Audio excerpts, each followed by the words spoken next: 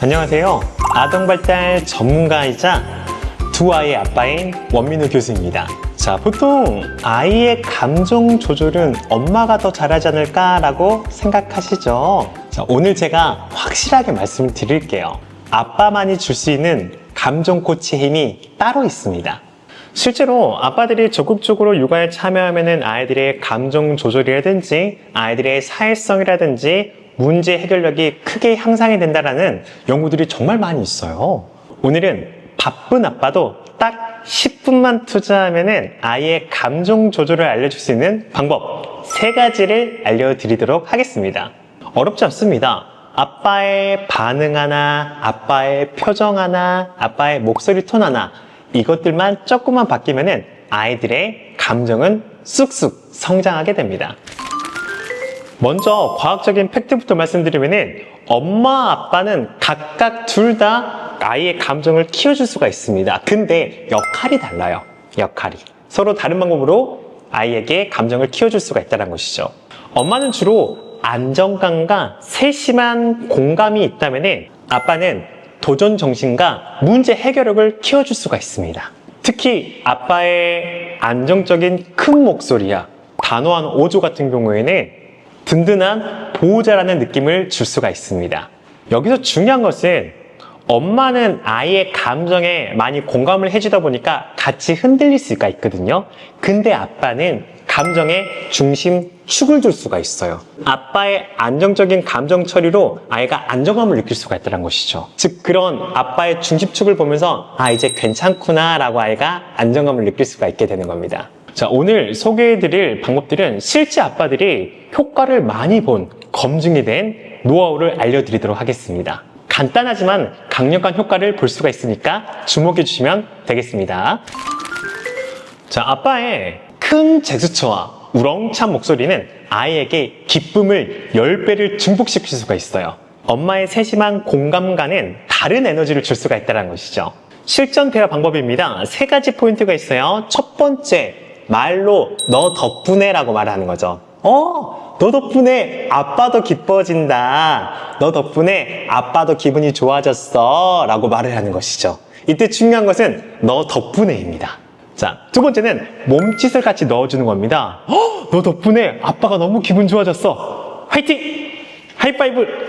이렇게 액션까지 해주면 아이들의 기쁨은 더 올라간다는 것이죠. 세 번째, 미래를 연결하는 겁니다. 아이가 인생을 살다가 힘들고 지치거나 슬플 때가 있어요. 근데 아빠의 기뻤던 기억을 잘 세심하게 머릿속에 넣어주는 겁니다. 자, 이 재밌었던 기억, 이 기뻤던 기억을 잘 기억을 해. 너랑 앞으로 이렇게 또 재미있게 기쁘게 놀 수 있을 거야 라고 말해주는 것이죠. 중요한 것은 아빠가 신나면 아이는 더 신나게 됩니다.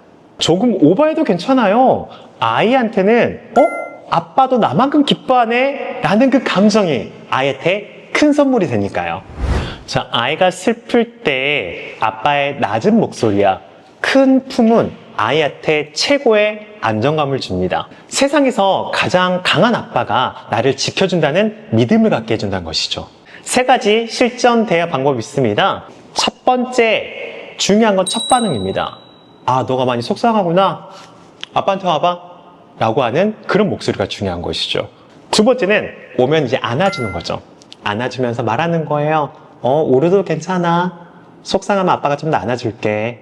라고 아이한테 안정감을 주는 것입니다. 자, 아이가 진정이 되면 아이한테 말하는 거예요. 좀 나아졌어? 아빠가 옆에서 항상 든든하게 지켜줄게. 라고 아이한테 말을 해주는 것이죠. 자, 무엇보다 중요한 것은 아빠들은 절대 아이한테 해결책을 제시하면 안 됩니다. 아빠들은 보통 야 너가 미래에 있었으면 안 이럴 거 아니야.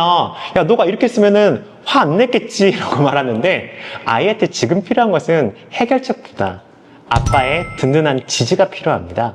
자, 아이한테 해결책을 주는 것보다 그냥 아빠가 있다. 아빠가 나를 안아주고 존재한다라는 것만으로도 아이들에게는 크나큰 위로가 되는 것을 말씀을 좀 드리고 싶습니다. 자, 아이가 화낼 때는 아빠가 아이의 감정 안전 밸브 역할을 해줄 수가 있습니다. 감정을 억누르지도 않고 방치하지도 않고 건강하게 표출하는 방법을 알려줄 수가 있다는 것이죠. 자, 3가지 방법이 있습니다. 첫 번째, 감정 인정입니다. 화내는 건 괜찮아. 아빠도 화날 때가 있어. 라고 아이한테 그 감정을 있는 그대로 받아주시는 거죠. 두 번째는 방법 제시입니다. 자, 그럼 우리가 화날 때는 여기 있는 쿠션을 때려볼까? 여기 있는 인형을 때려볼까? 해가지고 건강하게 이 화를 풀 수 있는 방법을 제시하는 겁니다. 세 번째, 모범도 보여주면 좋습니다. 아빠는 화낼 때는 이렇게 숨을 쉬어. 이제 좀 안정이 되는 것 같아. 무엇보다 아이에게 모델링은 가장 좋은 교육하는 방법입니다. 자, 그래서 중요한 핵심 포인트는 아이한테 아빠가 먼저 감정 조절을 하는 것을 보여주세요. 실제 아이를 키우다가 화날 때 있습니다. 화날 때는 화를 내시는 것보다 아빠가 지금 좀 화가 나지만은 아빠가 좀 감정을 진정시켜 볼게. 자, 한번 아빠랑 이야기 한번 해볼까? 이렇게 접근하는 것이죠. 이렇게 아빠가 화가 날 때 감정 조절한 것을 보여줘야지 아이가 그걸 보고 따라서 배운다는 것을 다시 한번 말씀드릴게요.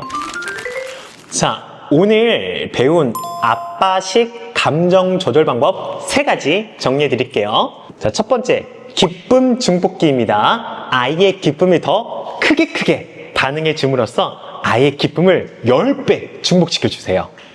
두 번째, 든든한 방파제입니다. 아이가 슬퍼할 때 옆에서 든든하게 안아주고 기다려주고 품어주는 거, 이게 중요하다라는 거 말씀드리겠고요.